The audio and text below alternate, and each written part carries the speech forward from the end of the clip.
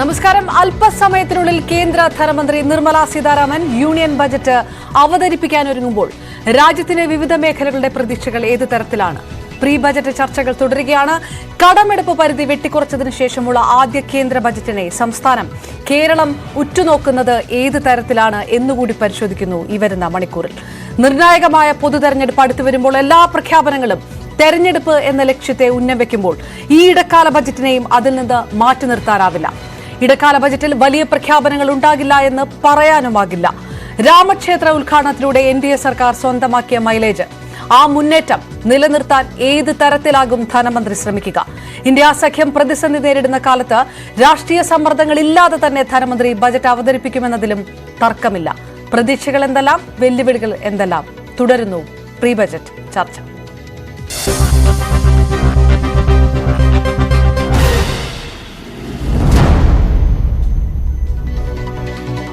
സാമ്പത്തിക വിദഗ്ധരായ S. മോഹൻകുമാറും ബിനു ജേക്കബും തുടരുന്നു. ഒപ്പം ധനകാര്യ മാധ്യമ പ്രവർത്തകൻ ഡിബിൻ ദാമോദരനും കൊച്ചിയിൽ നിന്ന് നമുക്കൊപ്പം തുടരുന്നു. ഞാൻ വീണ്ടും S. മോഹൻകുമാറിലേക്ക്.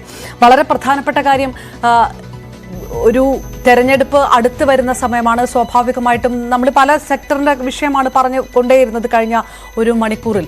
അതിലും ഞാൻ ചോദിക്കുന്നത്, പ്രധാനപ്പെട്ട പ്രഖ്യാപനങ്ങൾ ഉണ്ടാകുമോ എന്ന് ഉറ്റുനോക്കുന്നത് തെരഞ്ഞെടുപ്പ് മുന്നിൽ കണ്ടുകൊണ്ടുള്ള ഒരു വിഷയത്തിലേക്കാണ്. സ്വാഭാവികമായിട്ടും വോട്ടോണൊക്കെ കൊണ്ടാണ് അങ്ങനെ ഒരു പ്രഖ്യാപനത്തിലേക്ക് ഉണ്ടാവുകയില്ലെന്ന് പറയുമ്പോഴും പീയൂഷ് ഗോയലിന്റെയൊക്കെ ഒരു പാത പിന്തുടരും എന്ന് കരുതുന്നവരും വിലയിരുത്തുന്നവരുമുണ്ട്. വലിയ രാഷ്ട്രീയ സമ്മർദ്ദങ്ങൾ ഇപ്പോഴത്തെ ഒരു രാഷ്ട്രീയ സാഹചര്യം അനുസരിച്ച് NDA സർക്കാരിനെ സംബന്ധിച്ചിടത്തോളം ഇല്ല. ഇന്ത്യ മുന്നണിയുടെ ഭിന്നതയൊക്കെ ഒരു വശത്ത് രാഷ്ട്രീയപരമായിട്ട് നിൽക്കുന്ന ഒരു സാഹചര്യമുണ്ട്. അതുകൊണ്ട് തന്നെ ഏതെങ്കിലും രീതിയിലുള്ള വലിയ പ്രഖ്യാപനങ്ങൾക്കുള്ള സാധ്യത തള്ളിക്കളയാനാവില്ല, അല്ലേ ശ്രീ മോഹൻ? അതെ, തീർച്ചയായിട്ടും. ഇന്ത്യയുടെ സമ്പദ് വ്യവസ്ഥ കേന്ദ്ര സർക്കാർ ഇപ്പോൾ പ്രചരിപ്പിക്കുന്ന ഒരു രൂപമുണ്ട്, ഒരു തരത്തിലുള്ള പെർഫോമൻസ് ഉണ്ട്. ആ പെർഫോമൻസ് എന്ന് പറയുന്നതിനകത്ത് ഒരുപാട് സംശയങ്ങൾ പല വിഭാഗത്തിലുള്ള ജനങ്ങളും ഇതിനകം തന്നെ പ്രകടിപ്പിച്ചു കഴിഞ്ഞു.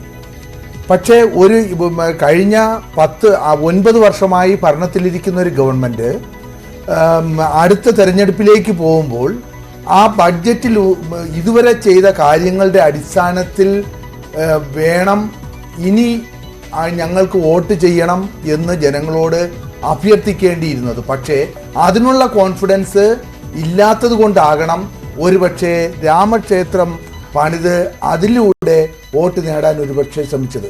അത് കാണിക്കുന്നത് ഇതുവരെ ചെയ്ത ഭരണപരമായ കാര്യങ്ങൾ, ജനങ്ങളുടെ പ്രശ്നങ്ങൾ പരിഹരിക്കുന്നതിൽ ഗവൺമെന്റിന് അത്തരത്തിലുള്ള ഒരു കോൺഫിഡൻസ് ഉണ്ടാക്കിയെടുക്കാൻ കഴിഞ്ഞിട്ടില്ല എന്ന് വേണം കരുതാൻ. അതുകൊണ്ടാണ് മറ്റൊരു മാർഗം സ്വീകരിച്ചത്. ഇനി കോവിഡ് മഹാമാരി കഴിഞ്ഞിട്ട് ഇന്ത്യൻ സമ്പദ് വ്യവസ്ഥ പൂർണ്ണമായും അതിൻ്റെ റീസൈലൻസിലേക്ക്, അതായത് പ്രീ കോവിഡ് സിറ്റുവേഷനിലേക്ക് പോയിട്ടുണ്ട് എന്ന് നമുക്ക് വിശ്വസിക്കാൻ കഴിയില്ല. പക്ഷേ ഗവൺമെൻറ് പറയുന്നത് പൂർണ്ണമായും കോവിഡ് ഇമ്പാക്റ്റിൽ നിന്ന് ഇന്ത്യൻ സമ്പദ് വ്യവസ്ഥ പൂർണ്ണമായും മുക്തി നേടി. അതുകൊണ്ട് ഇനി ഒരു ബുദ്ധിമുട്ടുകളും ഗവൺമെൻറ്റിനില്ല. 7.3% വളർച്ചാ നിരക്ക് ഉണ്ടായി എന്നാണ് ആനന്ദ് നാഗേശ്വരൻ, പ്രിൻസിപ്പൽ നമ്മുടെ സാമ്പത്തിക ഉപദേഷ്ടാവ്, ഗവൺമെൻറ് സർക്കാരിൻ്റെ സാമ്പത്തിക ഉപദേഷ്ടാവ് 2 ദിവസത്തേക്ക് മുമ്പ് പുറപ്പെടുവിച്ച രേഖയിൽ പറയുന്നത്. പക്ഷേ അവിടെ എടുത്തു പറയേണ്ട ഒരു കാര്യം, അദ്ദേഹം കേന്ദ്ര സർക്കാർ റിലീസ് ചെയ്ത 2 ദിവസത്തേക്ക് മുമ്പേ പ്രസിദ്ധീകരിച്ച എക്കണോമിക് റിവ്യൂവിന് തുല്യമായിട്ടുള്ള ഒരു അവലോകന റിപ്പോർട്ടിൽ അതിൻ്റെ 2ാമത്തെ പേജിൽ പറയുന്നത് ഇന്ത്യ 1991 നടപ്പിലാക്കിയ സാമ്പത്തിക പരിഷ്കാരങ്ങൾ വളരെ അത്യാവശ്യമായിരുന്നു. അതിനെ പ്രകീർത്തിച്ചുകൊണ്ട്, അതായത് കോൺഗ്രസ് ഗവൺമെൻറ് നടപ്പിലാക്കിയ സാമ്പത്തിക പരിഷ്കാരങ്ങൾ കൂടുതൽ ശക്തിയായിട്ട് തന്നെ ഇവിടെ NDA സർക്കാർ മുന്നോട്ട് കൊണ്ടുപോകുമെന്നാണ് ഇപ്പോഴത്തെ 2 ദിവസത്തേക്ക് മുമ്പ് ഇറക്കിയ അവലോകന റിപ്പോർട്ട് സൂചിപ്പിക്കുന്നത്. ഇതിൻ്റെ അർത്ഥം ഇത്തരത്തിലാണ് ഈ ആഗോള സാമ്പത്തിക മേഖലയിൽ നിലനിൽക്കുന്ന പ്രതിസന്ധി മുന്നിൽ കാണാതെയും ഇന്ത്യയിൽ തന്നെ തൊഴിലില്ലായ്മ ശരാശരി ഇപ്പോൾ ഒക്ടോബർ വരെയുള്ള കണക്കനുസരിച്ച് CMI centre for monitoring Indian economy എന്ന് പറയുന്ന സാധാരണയായി തൊഴിലില്ലായ്മയുടെയും ദാരിദ്ര്യത്തിൻ്റെയൊക്കെ കണക്ക് എല്ലാവരും ആശ്രയിക്കുന്ന എല്ലാ സർക്കാർ സംഘടനകൾ ഉൾപ്പെടെ ആശ്രയിക്കുന്ന CMIയുടെ കണക്ക് ഒക്ടോബർ 2023 ഒക്ടോബർ വരെ 10% ഇന്ത്യയുടെ തൊഴിലില്ലായ്മ നിരക്കെന്നാണ്. അതിൽ തന്നെ 18 വയസ്സിനും 30 വയസ്സിനും ഇടയിലുള്ള അഭ്യസ്തവിദ്യരായ ചെറുപ്പക്കാരുടെ തൊഴിലില്ലായ്മ നിരക്ക് 40% നിൽക്കുന്നു. 40 മുകളിൽ എത്തി നിൽക്കുന്നു. ഈ പ്രശ്നങ്ങൾ എങ്ങനെ പരിഹരിക്കും? ഇപ്പോ ആഗോള നിക്ഷേപ ബാങ്കായ ഗോൾഡൻ സാക്സൺ പറഞ്ഞിരിക്കുന്നത് ലോകത്ത് ഏറ്റവും കൂടുതൽ അസമത്വം കോവിഡിന് ശേഷം അസമത്വം വളർന്നു വരുന്ന ഒരു രാജ്യമാണ് ഇന്ത്യ എന്നാണ്.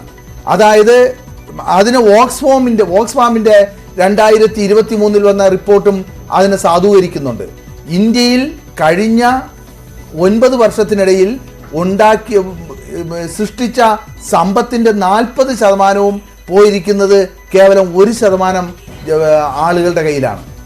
ഇനി ഗോൾഡൻ സാക്സന്റെ റിപ്പോർട്ടിൽ പറയുന്നത് ഈ അസമത്വം ഇങ്ങനെ തുടരുന്നത് രാജ്യത്തിന് ഗുണകരമാവില്ല, രാജ്യത്തിന്റെ സാമ്പത്തിക വളർച്ച ഈ തരത്തിൽ സസ്റ്റെയിൻ ചെയ്യാൻ കഴിയില്ല എന്നാണ്. അതിന് കാരണമായി പറയുന്നത് ഈ കഴിഞ്ഞ 2014 മുതൽ 2023 വരെയുള്ള കാലഘട്ടം എടുത്താൽ ഇന്ത്യയിലെ ശതകോടീശ്വരന്മാരുടെ എണ്ണം, അതായത് 80,000 $80,000 കൂടുതൽ പ്രതിശീർഷ വരുമാനമുള്ള ശതകോടീശ്വരന്മാരുടെ എണ്ണം 2 കോടി ആയിരുന്നത് 2023 ആയപ്പോൾ 6 കോടിയായി വർദ്ധിച്ചു.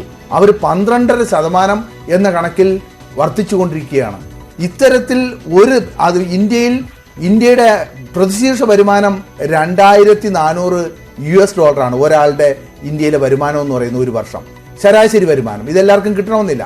എന്നാൽ $1,500 താഴെ വരുമാനമുള്ളവരാണ് ജനസംഖ്യയുടെ പകുതിയും. എനിക്ക് തോന്നുന്നു അതിലേക്ക് നമുക്ക് ആ തൊഴിലില്ലായ്മ നിരക്ക് ഒന്ന് വിശദമായി ചർച്ച ചെയ്ത ശേഷം ആ ഒരു പോയിന്റിലേക്ക് തന്നെ വരാൻ തോന്നുന്നു. ശ്രീ മോഹൻകുമാർ, ഞാൻ ശ്രീ ബിനു ജേക്കബിലേക്ക് MSMEകൾ എത്രത്തോളം പ്രാധാന്യം അർഹിക്കുന്നുണ്ട് ഈ വിഷയത്തിനകത്ത് എന്നൊരു ചോദ്യമുണ്ട്. താങ്കളിലേക്ക് വരുന്നതിന് മുമ്പ് ഞാൻ ഒന്ന് ഡിബിൻ ദാമോദരനിലേക്ക് പോകുകയാണ്.